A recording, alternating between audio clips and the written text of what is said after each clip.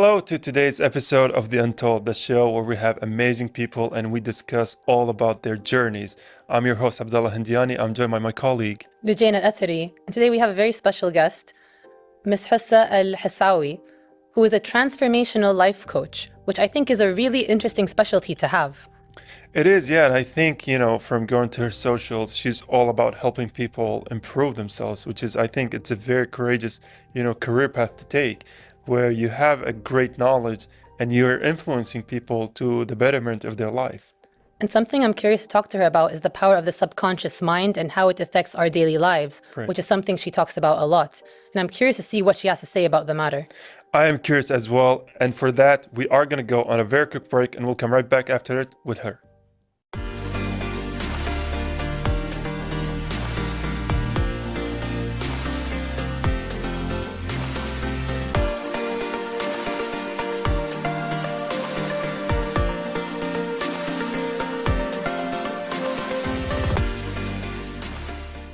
And we are back on The Untold. Thank you for joining us, but most importantly, thank you, Hussa AlHassawi, for being our guest on The Untold. Thank you for having me. I'm happy to be here. It's wonderful to have you. And you're a transformational life coach, is that correct? Yes. Could you explain more what that means exactly? A life coach is someone who can guide you through your mental state during the period or the journey that you're going through while wanting to achieve the things you want to achieve. So a lot of the time when we have goals, we think of what we're doing and we forget about what we're thinking. Now, what I focus most on is not just what you're thinking, but what you're subconsciously thinking. So subconscious thoughts are the thoughts that you're not even aware of. We take your actions, we take what's happening in your life, and then we assess it and then see what are the subconscious thoughts that are running in your mind. And that way, when we fix them, everything else comes easier. Yeah. And it's strange how many of our day-to-day life decisions are influenced by our subconscious mind. Absolutely. Yeah, because I was watching, I think it was a documentary or something produced by the BBC. And then the person who was conducting the documentary was a mentalist or something of that sort. And they were doing these experiments where they were having, signs and signals, whatever, for the test subjects. Mm-hmm. So they encountered them on their day-to-day life. And at the end of the experiment, they had the subjects choose numbers, choose, words, or pick, dates and everything. And the amount of correct answers they got, I'm talking about the physicians themselves, the mentalists, he got most of their answers correct. And then he was just talking about, implementing ideas and how the subconscious mind works. Mm-hmm. Absolutely. I think that's really fascinating. And I think a lot of people aren't aware, like you said, of how much the subconscious affects our everyday lives. Yes. Yeah, let's just talk about your beginnings. Like, how did you first get into this? Because this is I would say it's a very unique kind of field. So how did you get drawn into all of this? Actually, it's from my life. I tried so many things. I tried doing so many things, and I excel in almost all of them. MashaAllah. But for some reason, I stop. Oh, So I stopped doing it. And then I have those huge dreams and those huge ideas. And it seems like they're so huge and I'm not getting to them, but I want to get to them. And this feeling is so strong and it's so big.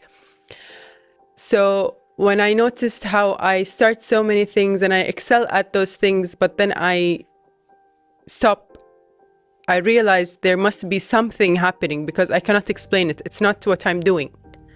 It's not to the goal because I'm achieving it. But why am I stopping? I had no explanation for that. In the beginning, the initiator was my kids because I thought I can't just keep on trying and failing, like their life. It's their life. So I want to make sure that it came out of control. So I wanted to make sure that I provide my kids with the best life possible because I want to achieve those materialistic goals. That I want to learn everything that's stopping me from achieving those materialistic goals. And this is where I started. It had to do with materialistic goals and my kids. so nothing to do with me. Oh. And when I started, I did a course about mental blocks, so basically subconscious thoughts. And the lady in the course said, actually, with all the respect, she's not the lady, she's my mentor, she's my coach. She's my coach, and I've trained with her, and I've got my certification from her. Her name is Mary Morrissey. She said that she's going to mention 8 mental blocks and that we should tick which one we have. And these subconscious thoughts, she called them mental blocks because at the time we were beginners, you know? So we didn't even know what subconscious thoughts were. And she said, tick the mental block that has to do with you. Yeah. And I ticked all 8. Oh. Okay. I had all 8 of them. All 8 symptoms. Yes. And I was like, oh, okay, no wonder. No wonder I stop at any form of success that I have. So this is how I started saying, okay, no, let's take a moment. It was also another maternal decision because I was thinking if I have those mental blocks, I'm going to pass them on to my kids. So I need to work on myself and fix myself. Again, another form of control. And then whatever happens, happens. So one thing led to another and realized it's my passion. Honestly, that's amazing. And I love that you thought to focus on, you don't want to pass these on to your kids. Yeah. You want to make sure that you are your best self so that you can be your best self for them as Absolutely. well and be the right example. Yeah. That's something I think all parents should try to do. I hope so. Yeah, Yeah. I really hope so. And it's hard. And I'm not saying that I'm doing it perfectly, but I'm definitely trying. I actually had a session the other day with a client, and our kids are friends. So I was telling her, we were talking about like one of her beliefs and one of her thoughts, and we were like rewiring it. And I was drawing this chart for her about how this thought comes from this and this comes from this and how this wires to survival and la la la la. And she was like, oh my God, this is not what I came for. I came from something much more shallow and, And I told her, you know why I stopped raising my daughter? Because I have to raise myself first. I have to start. How can I raise my daughter if I myself am not? You're still a student. Still a student. I'm not eligible to raise her. Yeah. But what I've noticed, like I know it sounds harsh that I'm not raising my daughter, but it's actually just pure science, mirror neurons. If I raise myself, she's just going to reflect that. Yeah. So, and my son too. But I mostly talk about my daughter because she's older. But it's very simple to me. If I just put the effort on myself, they will just simply mirror it. Yeah. Instead of me teaching them and then seeing something else. So like if I teach them confidence, but I'm not confident, they will mirror the lack of confidence. They will mirror my actions and not my words. Yeah. Yeah. It's like they say, your perception of the world is how the world perceives you. Yes, So absolutely. It's basically an equation of constant loop. 100%. Yeah. So when we're in that loop, the question is, what do I do? I'm in the loop. The only thing you have a hand over is your input in the loop, not what's coming back. Yeah. It's what are you inputting in the loop. So it's your perception. Yeah. Yeah. And speaking of your role, as being a student, but now you're also, as we highlighted, you're a coach, you're also a mentor. So how did that transition come along? Like, how did you, what was the key moment where you're like, okay, I have a lot of knowledge. This knowledge benefited me. So now it's time to, tell others about it. It was when I noticed, as I mentioned in the beginning, it was purely materialistic. So by materialistic, I mean money. Yeah. I wanted to be successful in my business and I wanted to make money. Yeah. It was simply that. But when I started working from the mental blocks and changing them, money aside, I noticed what happened in my marriage. And I noticed the difference that happened in my marriage. And I noticed the bond that's different in my marriage. And I noticed the calmness that was in my house. Yeah. And the happiness that was in my house, and the lack of problems, and like how everything settled. And this was the decision, the moment I decided that I want to be a coach, because in that moment I realized that, for lack of other words, I saved my marriage. It was going somewhere, and now it's going somewhere else. So in that moment when I realized, I said, okay, I'm pretty sure there are 100 women out there going through the exact same thing. And I mean, I wasn't a bad wife. I was I was a hardworking wife. I studied a lot. I tried to apply a lot. We went to therapy. We did everything under the umbrella. But it was when I applied those teachings is when I saw the difference in my marriage and how we shifted gears. Yeah. So it was, again, family oriented. I mean, how many women are trying so hard to live a healthy relationship and a healthy marriage, and in the end, it's just their subconscious beliefs. Right. Yeah. That makes so much sense, especially I think in the way the world works. A lot of people think they have to burn themselves out to achieve their best selves, whereas it's the complete opposite. Like you mentioned that you felt like, oh, I'm not raising my daughter, but you are because you're trying. Yeah. And they always say you have to pour from your own cup first.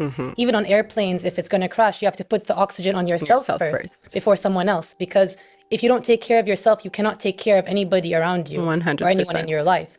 So I actually think it's really amazing that you're doing that. Thank you. And the fact that you want to share that knowledge with people is also really good, because I think a lot of people can benefit from it. Thank you so much. So going into that, how do you help people achieve their dreams or overcome their obstacles? I hold my company, Hussa Life Consultancy. I hold, number one, I have one-on-one sessions. I have programs. So I have beginner and advanced programs. And I also have the lab, my lab. My lab is an 8-hour extensive workshop. So we meet at 10 a.m. and we end around 6 or 7. Oh, so very intense. Very intense. And we work on theory and application. So theory is why we're doing what we're doing, and then application is how we're doing it. So these are the 3 main areas. We have one-on-one, and then we have programs, and then we have the lab. I also hold, I have a retreat coming up in January. We're going to Oman. That's exciting. So all of these things, and also my Instagram account, I have a book club. I like to give the information because I always believe there is more information. So women are welcome to DM me. I coach women only, with all due respect to men. That's what you understand. That's what I understand, yes. I try to be, I think it's my what we call analytical mind. Because I feel like if I coach women, I have more effect on them. And then, just like my story, she will affect her husband and she will affect her kids. And then the butterfly effect will happen. Yeah. And then from working with so many women, what would you say is the biggest, change they made to improve their lives, right? If it comes to mentality or goal chasing, what did they actively change to the betterment of themselves? I think the one thing that I see most recurring with women is allowing themselves to put the mask on first. Oh. So I think this is the hardest, not the hardest, it's the most common obstacle I've seen in women. We have been trained. I mean, it's just a misconception. It's okay. It's no one's blame. It's global, actually. It's just, we've been trained to we have to give your kids, give your husband, give. And it's that it also touches on the maternal instinct. And so it feeds on each other. So actually just pausing that loop and then saying, okay, I have to give myself. And then you understand what you want to give yourself. And then you try giving yourself some things, and then you realize, oh, no, I don't want those things. I want something else. So just giving ourselves, women, grace. Giving ourselves grace to make mistakes and to experiment and to feed ourselves first. That and makes then a lot of sense. be okay with things are going to be handled. It's fine. Yeah, like you said, giving yourself grace and kind of trusting the process. Yes. Things will work out. Yeah. Even if like the world will not fall apart if you don't do something in this exact moment, in this exact way. Yes. I have some control issues myself, so I understand. Absolutely. I have actually a very fun story also about women and marriage and how it affects men. I had a client, she did with me the 3-month program. So it's the extensive weekly meeting program. And she came in with the problem of, I want to get a divorce. Okay. She's like, it's final. I'm done. I am asking for a divorce. I told her, okay, you can ask for a divorce after 3 months. Okay? See what happens. Let's see what happens in those 3 months. After 3 months, go for it. Yani, I'm not gonna tell you to stay in whatever situation you're in. She said, okay. So her problem was there was no communication whatsoever with her husband. She says he comes into the house and he just walks into the room. No talking, nothing. No date nights, nothing. There are no problems. They're not fighting, but there's nothing. And she said one thing that really hurt her feelings was when she asked him, let's go out on a date. Let's do something. And he told her, I'm suffocating. I feel suffocated. And she's like, I don't even talk to him. We don't talk. What are you suffocated from? You know, they're not fighting. They're not even talking. Yeah. So when we did the program, it's a 3-month program, and it takes you through 4 phases. So within the 4 phases, she started putting the oxygen mask on herself first. She changed nothing in her marriage in terms of she didn't start talking to him. She didn't do a plastic surgery. Nothing changed. But suddenly he started calling her and telling her, let's go out on dates. What are you doing? No. And it was like 2/3 through the program when I told her, why aren't you bringing up your husband? Like, why aren't we talking about him anymore? And she said, oh, we're fine. I said, what? What happened? And she said, I don't know. I'm going to ask him. So she went and she asked him. She told him, what happened? Why do you want to go out suddenly on dates? And they want to drink tea. He wants to drink tea with her, like tea and biscuits, she says. And then he told her, I don't know. I feel like I can breathe around you. Oh, mashallah. And when we talked about it, it was because she can breathe. She was suffocating. She was suffocating with all the pressure that she put on herself, and he sensed it. So subconsciously that made her better, and therefore he felt less suffocated. Yes. That's a beautiful story. Yeah.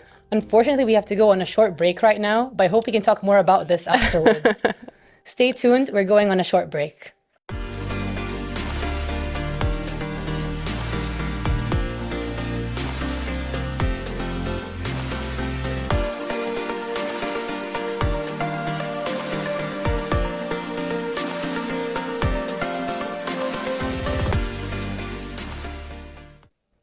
And we're back from that break. Hussa, you were just telling us a really amazing story about how just because your client focused on herself, that helped save her marriage. Does that help explain how the subconscious truly affects our actions? Absolutely. So what happens is in our mind, we have neurons, and these neurons are wired together. When those neurons wire together, they create an idea. And those ideas are the subconscious thoughts that we have. Those thoughts is what our mind labels as safety. So if we have a thought of, I must make everyone happy so that I can be safe, it's a thought. Now, the brain doesn't categorize it as good or bad, logical, not logical. Oh, you can't make everyone happy. No, it's a thought. It's a rule. So let's change the word thought to rule. We have rules in our mind, and we have to follow those rules, no matter what those rules are. So what we did with the client, we changed the rules. The rule was, I must make everyone happy. Everyone has to be comfortable. No one has to feel pressured around me. Those were her rules. So we changed them into, These are the things that I love doing. I love doing the things that I love doing. I feel safe around my husband. I have time to take care of myself. So we changed them, and then suddenly she feels safe around her husband, because the first rule was she doesn't feel safe around her husband. Yeah. The first rule was, the subconscious first rule was, everyone has to be comfortable around me. We changed it into, I love feeling comfortable. So we rewired her subconscious beliefs. So she started feeling comfortable. She was no longer tense, watching like a hawk if everyone is comfortable. Yeah. You know? So these subconscious beliefs that are in our thoughts, they are our thoughts. They trigger our feelings, and our feelings trigger our actions. And no matter how much we try to change the action, for example, let's say she decides one day, no one has to feel comfortable around me. I want to feel comfortable, but she didn't change the initial subconscious thought. She will remain in the same loop. Yeah. So her actions in the end, even if consciously she's decided differently, she will act according to the subconscious thoughts. Because the subconscious thoughts run 95% of our thinking. Much? Yeah. Wow. And what happens is, in coaching, I teach my clients to notice the subconscious thoughts. And what's amazing is, when you notice them, it's like you've known them. You've known that this is how you think, but you haven't realized it. Yeah. So these are subconscious thoughts. You say things like, oh my God, I knew it. Like, I knew this is how I was thinking, but you're not conscious about it. Yeah. Because they're always in the back end. Just like us here in the studio, there's someone in the back end running the show. Without them running the show, we won't be able to do anything. So it's like saying, okay, let us do an interview and sit here and open the mics, but no one is running the show in the back end. Nothing is going to happen. Yeah, Nothing. makes sense. So this is exactly what's happening with our subconscious thoughts. And so I'm glad you brought those terms, right? The conscious and the subconscious, because I don't believe we dove into them a little bit. So for the audience, and if you could make them into, simple, descriptions terms. and simple terms. Yeah. What is the subconscious? What is the conscious mind? And how do they differ, or even, mix and match? Okay. It's like a boat. Yeah. Okay. So let's say you're the captain on the boat. Okay. And then you have the wheels, right? I don't have boat lingo. So I'm just making things up. Okay. It's cool. None of us do. They have tires as well. I guess, I don't know. Yeah, I don't know as well. But let's say like the machine of the boat, Just say the machine. the machine of the boat, is, right? You can go for, or like a car. We all know car lingo. Yes. Okay. So we have the wheels, and then we have the gear, but we have to put drive to go forward, and then rear to go backward, and then we have to steer it, right? When we're driving the car, I'm driving the car. So I can say I want to go forward. But if my car, for some reason, is messed up, and when I put drive, it does reverse. Oh. That's bad. I'm gonna reverse. No matter what I do. True. Even if I'm in the car and I'm saying, no, I want to go forward. It's going to go backward. Gonna go backward. Yeah. This is what happens with our subconscious thoughts. You're the one in charge, true. You're the one driving, true. But what's the mechanism of the car? Is it well maintained? Do you take it to service? Does it have gas? All of those things are within your subconscious mind. Yeah. So you want to learn how to dive into your subconscious mind, and this is what I teach. Dive into the subconscious mind, open up the thing of the car, and fix the machine of the car, so that when you want to drive forward, it drives forward. And then when you want to reverse, it reverses. This is a good metaphor of what the subconscious mind is. But the subconscious mind also is created from the age 0 to 7. Oh. So this is an important piece of information. Remember when we said the rules in the subconscious mind is what decides what safety is to you? Yeah. So from ages 0 to 7, our subconscious mind is absolutely open, and we are just observing the world to learn how to survive. Yeah, we're like sponges at that age. Absolutely. So how do you help people overcome these kind of issues, especially if they're rooted in childhood? Because you mentioned before that you hold workshops and there's theory and application. I feel like theory is a lot easier than application. So how do you do it? Theory is not easier than I think both of them pour onto each other, because we cannot do the application without understanding the theory. I get very scientific in the theory because the application is very like not general. It's because you're going into your subconscious mind and you're finding your subconscious beliefs there, because there's only so much that I can do. I can only guide you there, and you're the one who has to decide if you want to change them or not. So theory, we use science. I use mostly science-based information so that people understand neurons, understand synaptic connection, understand what it means for neurons to die, understand what it means if they're hardwired, understand what neuroplasticity is, neurorigidity is, and all of those terms and all of those theories, so that when they go into the application, when they find resistance, they don't say, oh, I'm bored. No, they say, okay, these are my neurons. Yeah, I got to deal with it. I got to deal with it. These are my neurons. They don't want to die. So I'm just going to wait for them to die. You know, it gets easier when we understand the theory before doing the application. Yeah. And you mentioned how, the fundamentals of our, subconscious mind, is developed from the ages of 0 to 7. So, and then you also mentioned something about treating people and helping them by reprogramming them. So, is our, fundamental understanding, or is our subconscious in a treatable kind of phase, or is it, the kid I was born with somehow grew into this adult and I have to be with it for the rest of my life? If that makes sense. I think both exist at the same time. I think, in my opinion, the brain is... Not in my opinion, the brain is phenomenal. Yeah. And the brain is is God's greatest creations. And us saying that this is who I am and I'm never going to change is also saying God has created something that's malfunctional. Yeah. True. So there's something called the freedom of will, which cannot be explained scientifically.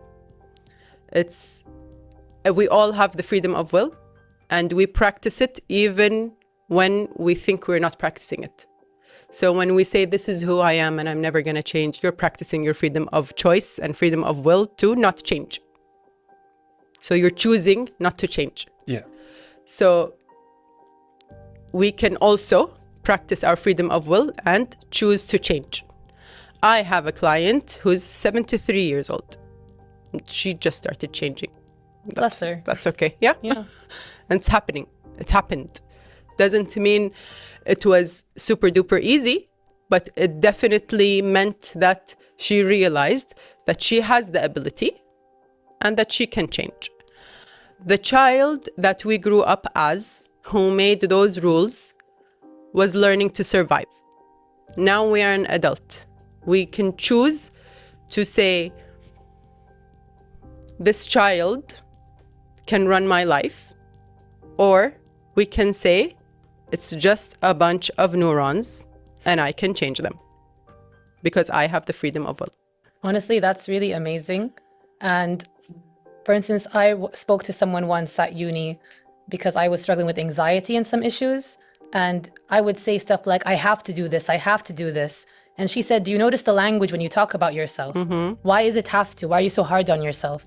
And that really transformed the way that I dealt with my everyday life. Yes. And I feel like what you're doing now is also helping people in so many different ways. Thank you. So I'd really like to thank you for coming to the show and for, the work that you do, because it really does help people. Thank you so much. I try my best. Yeah, thank you again for joining us and enlightening us. I think for a topic that, it's not being discussed that much, changing your mentality to fix your life. It's such a great topic. So I do want to thank you again and again. Thank you so much. Thank you for having me. And thank you for your lovely questions. It was an enjoyment having this talk. It really was. I feel like we all learned a lot, and I hope you guys learned a lot too. And see you after the break.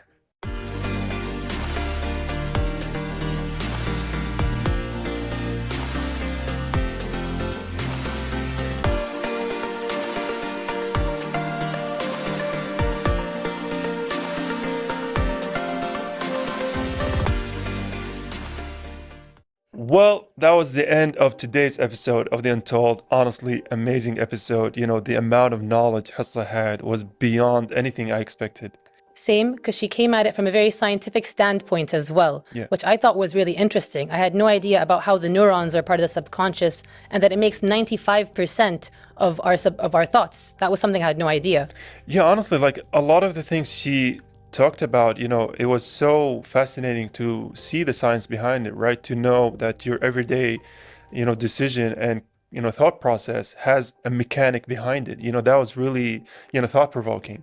I agree. And I love what you had to say about how you have to focus and care for yourself first and how you feel will affect everyone around you. And I think more people should strive to do that. Yeah. And with that, that's the end message we are going to conclude The Untold on, is that, your reflection of your personality is your reflection on the world. With that in mind, that's it from us on The Untold. But until the next one, goodbye for now. Goodbye.